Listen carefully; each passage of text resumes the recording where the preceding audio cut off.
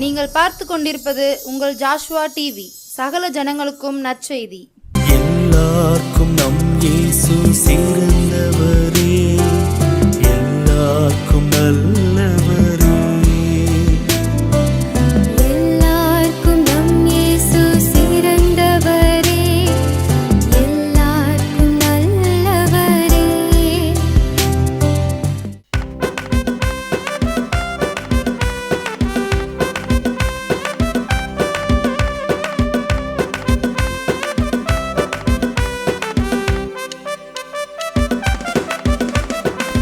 நானும் நீயும் பாடுவோமா, பேபி ஜீசஸ் பிறந்தாரே. கேரல் சாங்ஸும் கிறிஸ்மஸ் ட்ரீயும் சொல்லும் செய்தி என்ன என்ன. நானும் நீயும் பாடுவோமா, பேபி ஜீசஸ் பிறந்தாரே. கேரல் சாங்ஸும் கிறிஸ்மஸ் ட்ரீயும் சொல்லும் செய்தி என்ன என்ன. கைகள் தட்டியே பாடுங்கள், பக்த சமூகத்தில் ஆனந்தமே. இயேசு பிறந்தார் பாலனாக, சந்தோஷம் எங்கும் உற்சாகமே. கைகள் தட்டியே பாடுங்கள், பக்த சமூகத்தில் ஆனந்தமே. இயேசு பிறந்தார் பாலனாக, சந்தோஷம் எங்கும் உற்சாகமே.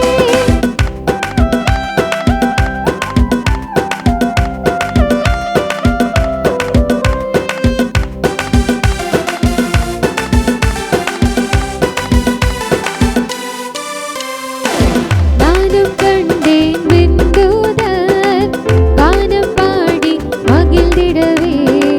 நானும் கண்டேன் விண்தூதர் கானம் பாடி மகிழ்ந்திடவே. ஆர்ப்பரிப்போம், ஆனந்திப்போம், என்றென்றும் ஆனந்திப்போம். ஆர்ப்பரிப்போம், ஆனந்திப்போம், என்றென்றும் ஆனந்திப்போம்.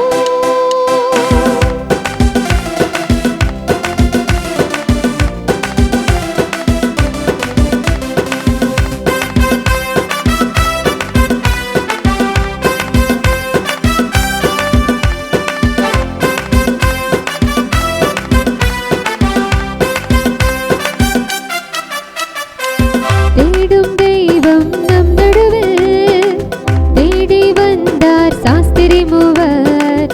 தேடும் தெய்வம் நம் நடுவில், தேடி வந்தார் சாஸ்திரி மூவர். ஆர்ப்பரிப்போம், ஆனந்திப்போம், என்றென்றும் ஆனந்திப்போம். ஆர்ப்பரிப்போம், ஆனந்திப்போம், என்றென்றும் ஆனந்திப்போம். நானும் நீயும் பாடுவோமா, பேபி ஜீசஸ் பிறந்தாரே. கேரல் சாங்ஸும் கிறிஸ்மஸ் ட்ரீயும் சொல்லும் செய்தி என்ன என்ன. ஆண்டவராகிய இயேசு கிறிஸ்துவின் நாமத்தினாலே உங்கள் அனைவருக்கும் என்னுடைய அன்பான வணக்கத்தையும் வாழ்த்துக்களையும் தெரிவித்துக் கொள்கிறேன். கிறிஸ்மஸ் காலங்கள் நெருங்கி வருகிறது. அதற்கான ஆயத்தங்களை செய்து வருவீர்கள். எளியவர்களையும் இந்த நாட்களில் இணைத்துக் கொள்ளும்படி உங்களை அன்போடு கேட்டுக்கொள்கிறேன். நம்மோடு எளியவர்கள், ஏழைகள், நெருக்கப்பட்டவர்கள், ஒடுக்கப்பட்டவர்கள், மாற்றுத்திறனாளிகள் இவர்களையும் மகிழ்ச்சிப்படுத்தும்படி இந்த கிறிஸ்மஸ் நாட்களில் உங்களை அன்போடு கேட்டுக்கொள்கிறேன். மத்தேயு எழுதின சுவிசேஷம் 1:21 அவள் ஒரு குமாரனை பெறுவாள், அவருக்கு இயேசு என்று பெயரிடுவாயாக, ஏனெனில் அவர் தமது ஜனங்களின் பாவங்களை நீக்கி அவர்களை ரட்சிப்பார் என்றான். யார் சொன்னது? கர்த்தருடைய தூதன்.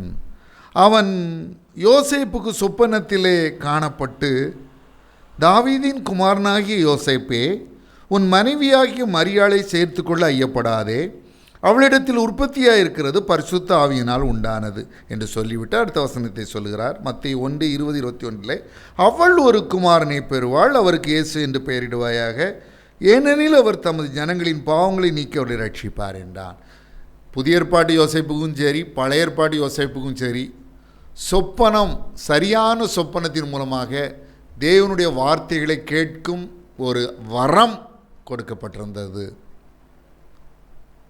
தொல்லையின் திரட்சினாலும் சொப்பனம் பிறக்கும். எல்லா சொப்பனமும் ஆண்டவர் நம்மகிட்ட பேசுகிற வார்த்தைகள்னு நினச்சிடக்கூடாது. ஒரு தேவ ஊழியர் விதமாய் சொல்லுகிறார், நான் நல்லா தண்ணி குடிச்சிட்டு படுத்தேன்னா எனக்கு சொப்பனம் வரும்ன்றார். சில நேரம் நல்லா சாப்பிட்டுட்டு படுத்தாலும், ரொம்ப சாப்பிட்டுட்டு படுத்தாலும் சொப்பனங்கள் வரும். தொல்லையும் தடிச்சினாலும் சொப்பனங்கள் வரும். அதனால் எல்லா சொப்பனமும் தேவன் கொடுப்பதில்லை. ஆனால் திட்டமும் தெளிவுமாய் தேவன் கொடுக்கும் சொப்பனம் என்று அந்த தேவ பிள்ளை உணர்ந்து கொள்ளும் வகையிலே தேவன் அவனோடு பேசுவார். பழைய ஏற்பாட்டு யோசேப்போடு கூட தேவன் சொப்பனத்தின் மூலமாக பேசினார். புதிய ஏற்பாட்டு இயேசுவின் வளர்ப்பு தகப்பனாராகிய யோசேப்போடு கூட ஆண்டவர் சொப்பனத்தோடு பேசி இந்த இடத்தை கர்த்தருடைய தூதன் சொப்பனத்தில் தோன்றி விதமாய் சொல்கிறார். இயேசு என்ற பெயருக்கு அர்த்தம் இரட்சகர். இன்றைக்கு நமக்கு இரட்சகர் தேவை. இந்த உலகத்தில் நமக்கு இரட்சகர் தேவை. இந்த உலகத்தில் பாவம் நிறைந்த ஒரு உலகம். பாவம் மன்னிப்பு பெற வேண்டும். ஐயோ, நான் இத்தனை திரளான பாவங்களை செய்து விட்டேனே, பாவம் மன்னிப்பை பெற வேண்டும் என்ற ஒரு ஆசை அநேக ஜனங்களுக்குள் இந்த நாட்களிலே காணப்படுகிறது. அதுவும் வயசான பிறகு மரணம் நெருங்கும் பொழுதெல்லாம் இளம் வயதிலிருந்து செய்த பாவங்களை நினைத்து இதிலிருந்து ஒரு மன்னிப்பை பெற வேண்டும், இதிலிருந்து ஒரு விடுதலை பெற வேண்டும், இதற்கு ஒரு இரட்சகர் எனக்கு வேண்டும் என்ற கூக்குரல் ஜனங்களின் உள்ளத்தின் ஆழத்தில் இருந்து எழும்புகிறது. 70 வயது நிரம்பிய ஒரு பெரியவர் ஒரு முறை ஒரு தேவ ஊழியரிடம் ஜெபிக்க வந்தார். அவருக்கு 2 கண்களிலும் பார்வை இல்லை. தேவ ஊழியர் சுகம் அளிக்கும் ஊழியத்திலே வல்லமையாக தேவனால் பயன்படுத்தப்பட்ட ஒரு தேவ ஊழியர். ஆனால் அந்த ஊழியர் நினச்சாராம், இந்த ஐயாவுக்கு கண்ணு 2ம் தெரில, இந்த 2 கண்லேயும் பார்வை கிடைக்கணும்னு ஜோம் பண்ணுறதுக்காக நம்மகிட்ட வந்திருப்பாருன்னு. ஆனால் அவர் சொன்னாராம், ஐயா எனக்கு பார்வை கிடைக்கணும்னு நான் ஜோம் பண்ண சொல்ல மாட்டேன், 70 வயது வரை இந்த 2 கண்களின் மூலமாக நான் செய்த பாவங்களிலிருந்து எனக்கு மன்னிப்பும் விடுதலையும் கிடைக்க வேண்டும்னு ஜோம் பண்ணுங்க அப்படின்னு சொன்னாராம். நிறைய நேரம் அப்படி தான். ஏன்னா பாவம் செய்து விட்டால் ஒரு குற்ற உணர்வு நம்மை பிடித்து விடுகிறது. தூங்க முடியாது, சரியாக சாப்பிட முடியாது, சரியாக குடிக்க முடியாது, நிம்மதியாக வாழ முடியாது. ஸோ அதுலேருந்து ஒரு விடுதலை வேண்டும் என்று மனுக்குலம் ஏங்கி தவிக்கிறது. ஒரு பிள்ளை தவறி கடலிலே விழுந்து விட்டான், அலைகளிலே மாட்டிக்கொண்டான். அப்போ ஒருத்தர் அங்கே கரையில் நின்று சொல்கிறார், இந்த பிள்ளைக்கு நீச்சல் தெரிஞ்சிருந்தால் எவ்வளோ நல்லா இருக்கும்னு. இன்னொருத்தர் சொல்கிறாரு, இவன் கரை ஓரத்தில் வளர்ந்து விளையாடி இருக்கலாமே, அலையில் போய் சிக்கிக்கிட்டான்னு ஒருத்தர் சொல்கிறாரு. இன்னொருத்தர், இந்த பிள்ளை தாய் தகப்பன் என்ன செஞ்சுக்கிட்டு இருந்தாங்க, இந்த பிள்ளையை எப்படி கடல் அலையில் சிக்க விட்டு வேடிக்கை பார்த்துட்டு இருந்தாங்களா அப்படின்னு ஒருத்தர் சொல்கிறாரு. இவனை காப்பாற்ற எந்த நண்பனும் இல்லையேன்னு ஒருத்தர் சொல்கிறாரு. இப்படி 4 பேர் 4 விதமாக பேசும்போது ஒருத்தர் எதுவும் பேசலை, நேராக கடலில் குதிச்சார், அந்த பிள்ளையை பிடிச்சார், கரை சேர்த்து கொண்டு வந்தார். இன்றைக்கு பல ஒன்றுக்கு உதவாத தத்துவங்கள் மனிதனுக்கு ஒரு நாளும் பாவத்திலிருந்து விடுதலையோ மன்னிப்பையோ கொடுக்க முடியாது. இயேசு இரட்சகர், ஒரே பேரான குமாரன், தேவனுடைய ஒரே பேரான குமாரன், ராஜாதி ராஜா, கர்த்தாதி கர்த்தா, நித்தியானந்தமுள்ள ஏக சக்கராதிபதி, தேவனுடைய தற்ஸ்வரூபம், தேவனுடைய ஏக சுதன், தேவகுமாரன் மனுக்குலத்தை பாவத்திலிருந்து மீட்பதற்காக தானே மனிதனாக பிறந்தார். தேவன் மாம்சத்தில் வெளிப்பட்டார் என்று 1 தீமோத்தேயு 3:16 சொல்கிறது. மாம்சத்தில் வெளிப்பட்ட தேவன் இயேசு கிறிஸ்து, அவர் ஒருவரால் தான் நாம் செய்த பாவங்களிலிருந்து மன்னிப்பையும் அந்த பாவங்களிலிருந்து விடுதலையும் இனி பாவம் செய்யாதிருக்கக்கூடிய பலனையும் பாவ பழக்க வழக்கங்களிலிருந்து விடுதலையும் கொடுக்க முடியும். அவருக்கு இயேசு என்று பெயரிடுவாயாக, ஏனெனில் அவர் தமது ஜனங்களின் பாவங்களை நீக்கி அவர்களை ரட்சிப்பார். என் அன்பு சகோதரனே, என் அன்பு சகோதரி, என் அன்பு பிள்ளையே, என் அன்பு வாலிப தம்பி தங்கையே, இந்த கெட்ட பாவ பழக்க வழக்கத்தில் இருந்து என்னால் விடுதலை பெற முடியவில்லையே என்று தவிக்கிறாயோ, இந்த பாவத்தை செய்யக்கூடாது தான் நினைக்கிறேன், எங்கள் அப்பா அம்மாவை வருத்தப்படுத்த வைக்கக்கூடாது தான் நினைக்கிறேன், ஆனால் பாவம் செய்து விடுகிறேன் என்று சொல்லிவிடுகிறாயே, உன்னால் இதிலிருந்து நிரந்தர விடுதலை பெற முடியலையே. இதிலிருந்து உன்னை நிரந்தரமாக விடுதலை கொடுத்து, இந்த பாவ பழக்க வழக்கத்திலிருந்து ஒரு நிரந்தர விடுதலை கொடுத்து, இனி பாவம் செய்யாதிருக்கிற பலனை கொடுத்து, உன்னை புது மனிதனாய், உன்னை புது மனுஷியாய் மாற்ற இயேசு இரட்சகர் ஒருவரால் தான் முடியும். அவரண்டே ஓடிவா. பாவத்துக்கு மன்னிப்பையும் அவர் தான் கொடுக்க முடியும், பாவத்திலிருந்து விடுதலையும் அவருக்கு தான் கொடுக்க முடியும், இனி பாவம் செய்யாதிருக்கக்கூடிய பலனையும் அவரால் தான் கொடுக்க முடியும். ஒரு புதிய மனிதனாய், ஒரு புதிய மனுஷியாய் உன்னை மாற்றவும் அவரால் தான் முடியும். நீ விரும்பும் புதிய மாற்றம் உனக்கு வேணும்னா நீ இயேசுவண்டே தான் வரணும், வேறு வழியே கிடையாது. அவரால் தான் அந்த புதிய மாற்றத்தை கொடுக்க முடியும். ஏன் தெரியுமா? இந்த மாற்றத்தை உன்னில் உருவாக்க வேண்டும் என்பதற்காக, உன்னுடைய பாவங்களை மன்னிக்க வேண்டும் என்பதற்காக, உன்னுடைய பாவ பழக்க வழக்கிலிருந்து உனக்கு விடுதலை கொடுக்க வேண்டும் என்பதற்காக, உன்னை புதிய மனுஷியை மாற்றுவதற்காக அவர் தன்னுடைய சொந்த இரத்தத்தை சிந்தினார். வேதம் சொல்லுகிறது, சேவகன் ஒருவன் ஈட்டினால் இயேசுவின் விழாவிலே குத்தினான், இரத்தமும் தண்ணீரும் புறப்பட்டு வந்தது.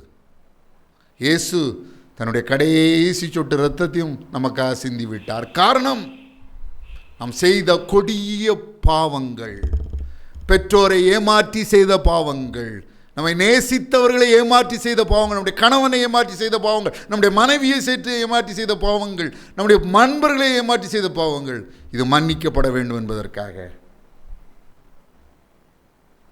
இதிலிருந்து விடுதலை பெற வேண்டும் என்பதற்காக, இனி பாவம் செய்யாதிருக்கக்கூடிய பலனை நம்முடைய சரீரத்தில், நம்முடைய உள்ளத்தில், நம்முடைய ஆத்துமாவில், நம்முடைய ஆவியில், நம்முடைய இருதயத்தில் கொடுக்க வேண்டும் என்பதற்காக இயேசு தன் கடைசி சொட்டு இரத்தத்தையும் சிந்தினார். 3ஆம் நாளிலே உயிர்த்தெழுந்தார். இன்னும் உயிருள்ளவராய் நம் மத்தியிலே இருக்கிறார். எந்த வீட்டு அறையில் உட்கார்ந்து தொலைக்காட்சி உண்பதாக நீ இந்த நிகழ்ச்சியை பார்த்து கொண்டிருக்கிறாயோ அந்த அறையிலே இயேசு இருக்கிறார். எந்த அறையிலே உட்கார்ந்து யூடியூபில் இந்த நிகழ்ச்சியை பார்த்து கொண்டிருக்கிறாரோ அந்த அறையிலே இயேசு இருக்கிறார். உன் அருகே இருக்கிறார். உனக்கு உதவி செய்ய காத்து கொண்டிருக்கிறார். ஆவல் உள்ளவராயிருக்கிறார். அவருக்கு இயேசு என்று பெயரிடுவாயாக. ஏனெனில் அவர் தமது ஜனங்களின் பாவங்களை நீக்கி அவர்களை ரட்சிப்பார். அன்பு சகோதரனே, கண்ணீர் விடாதே, இயேசுவண்டை ஓடிவா. உன் பாவங்களை அறிக்கை செய். இயேசுவே, என் பாவங்களை மன்னியும் என்று கேள்.